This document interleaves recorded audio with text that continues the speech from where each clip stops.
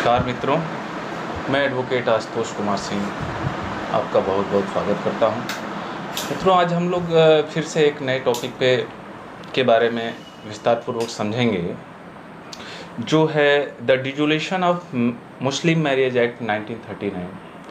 जो कि इसके पहले हम लोगों ने मुस्लिम विधि में तलाक़ के बारे में विस्तारपूर्वक समझा था कि मुस्लिम विधि में तलाक़ दो रूपों में लिया जा सकता है। एक तो एक्स्ट्रा जुडिशियल डाइवोर्स सिस्टम है मुस्लिम विधि में, और दूसरा है जुडिशियल। चूँकि इसके पहले हम लोगों ने एक्स्ट्रा जुडिशियल डाइवोर्स सिस्टम के बारे में समझा, आज हम लोग जुडिशियल डाइवोर्स सिस्टम के बारे में समझेंगे, जो कि एक राइट दिया गया है मुस्लिम वुमेन को कि वो किन किन ग्राउंड्स पे अपने हस्बैंड से डाइवोर्स ले सकती है। तो इसके लिए एक एक्ट बनाया गया है जिसका नाम है the dissolution of Muslim marriage act 1939। इसके सेक्शन 2 में कुछ ग्राउंड्स दिए गए हैं, जिन ग्राउंड्स के आधार पे एक मुस्लिम वुमेन अपने हस्बैंड से डाइवोर्स ले सकती है। तो सेक्शन 2 का सब क्लास में सेक्शन 2 कई पार्ट्स में कई ग्राउंड्स दिए गए हैं। इसका जो सब क्लास 1 ये कहता है कि अगर हस्बैंड 4 सालों से लापता हो, 4 वर्ष से पति का कोई ठिकाना ना हो, उसको जानने वाला अगर जैसे उसके रिलेटिव्स हैं, मित्र हैं, घर के लोग हैं, अगर उसे ना जानते हो कि वो कहाँ रह रहा हो, कहाँ रह रहा है, तो एक तरह से उसे मृत मान लिया जाता है। जैसे एक ग्राउंड हिंदू मैरिज एक्ट में भी दिया गया है सेक्शन 13 में कि वो अगर हिंदू मैरिज एक्ट में हस्बैंड 7 साल से लापता है तो जो हिंदू वाइफ्स हैं वो इस ग्राउंड पे डाइवोर्स ले सकती हैं। इसी प्रकार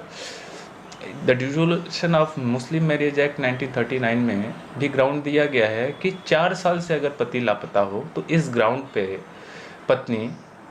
अपने पति से डाइवोर्स ले सकती है। इसके बाद सब सेक्शन 2 यह कहता है कि अगर जो पति है,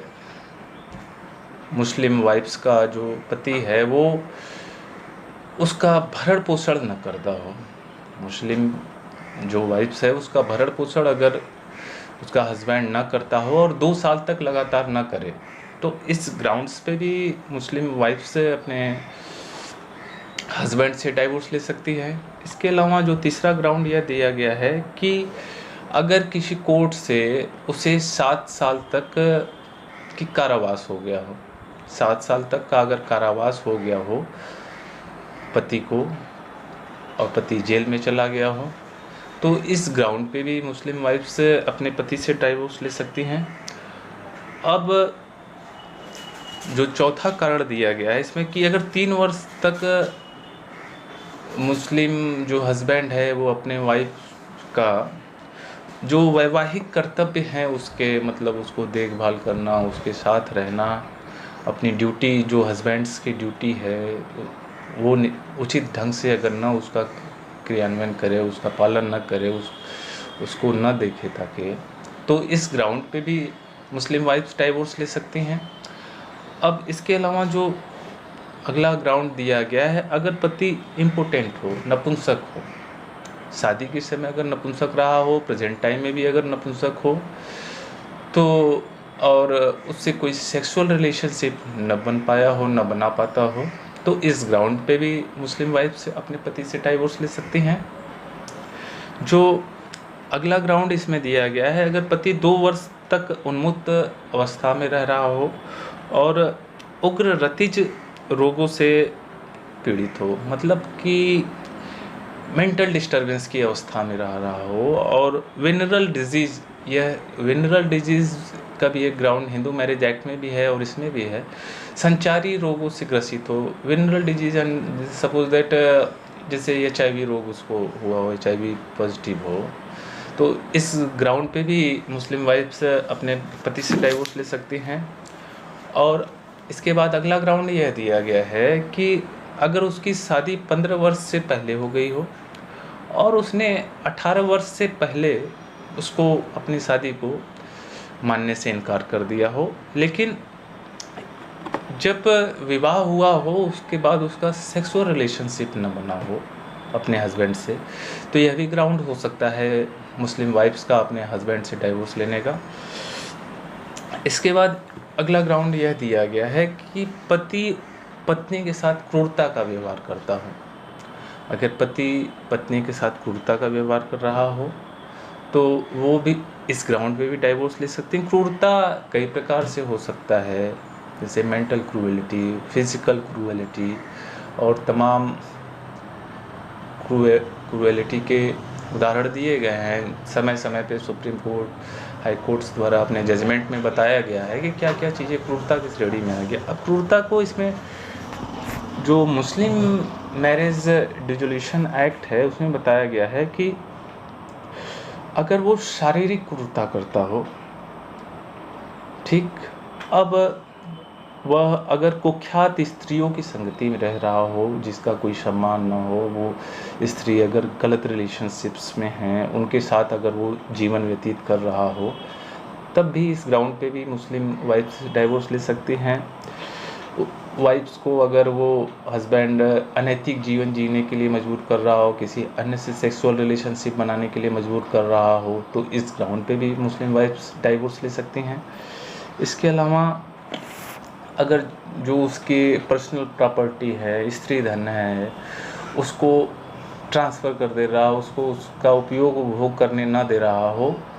तो यह भी एक ग्राउंड हो सकता है डाइवोर्स लेने का मुस्लिम वाइफ्स का। अगर मुस्लिम वाइफ्स अपने धर्म को, जैसे वो मुस्लिम है, वो उसका उस आधार पे वो पूजा अर्चना कर रही है मुस्लिम विधि में जिस प्रकार से करना चाहिए, और उसको वो नहीं करने दे रहा, उसमें हस्तक्षेप कर रहा हो,